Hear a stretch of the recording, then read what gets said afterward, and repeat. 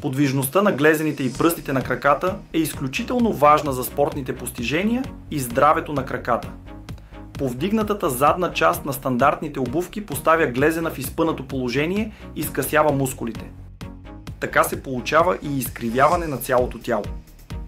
С течение на времето това намалява гъвкавостта на глезена и възпрепятства движението в сгънато положение – дорсифлексия, което намалява способността ви да се сгъвате в клек, да скачате и да тичате. Босите обувки разрешават този проблем благодарение на плоската си подметка. Подвижността на пръстите на краката също се ограничава или напълно спира при носенето на обикновени обувки.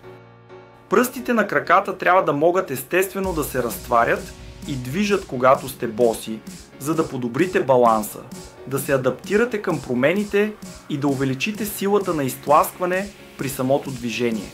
Босите обувки имат достатъчно място в областта на пръстите, за да се отчете това здравословно разгъване на пръстите, което иначе се нарушава от обикновените обувки. Друг важен аспект на подвижността на пръстите на краката е способността им да се сгъват нагоре. Това е възможно при босите обувки поради гъвкавата им лека материя, но е почти невъзможно при обувките с твърда подметка. Харесва ви това видео? Абонирайте се за YouTube канала ми и видеята за боси обувки ще достигнат до повече хора.